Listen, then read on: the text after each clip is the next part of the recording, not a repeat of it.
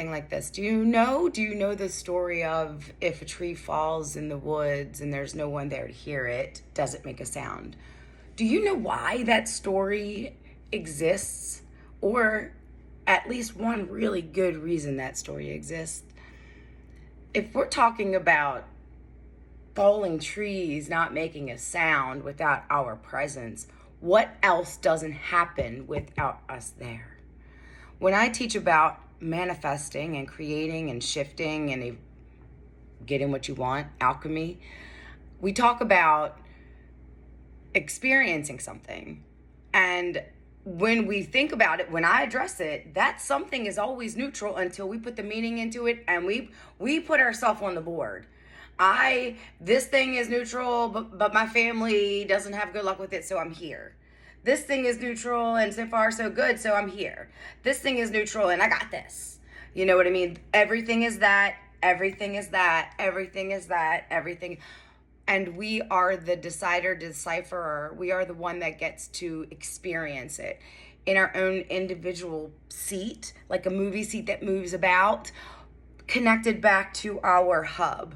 So all these things are and already have been. But when you go into that neutral moment and decide, this is how it is for me, this is what it means to me, this is how this feels to me, you're giving that neutrality the experience of experiencing itself through you. It just gets to be until it gets to be through you. And when I heard that, it was like, so there wouldn't even be a tree to root into the ground if there wasn't someone there to look for a tree. There wouldn't be grass to grow. The grass wouldn't have a reason to grow. You know, the ocean wouldn't have a reason to wave. These things wouldn't have a reason to participate in their neutral experience, more manifested than they are. They could have just stayed vibration, but they come into physicality with the knowing that humans, creators, are going to make us a use in their story, and we're going to get to feel this and we'll get to feel that. Could you imagine being the neutral thing that just gets to breathe, and when somebody walks by they're enjoyed, and when somebody else walks by they're hated?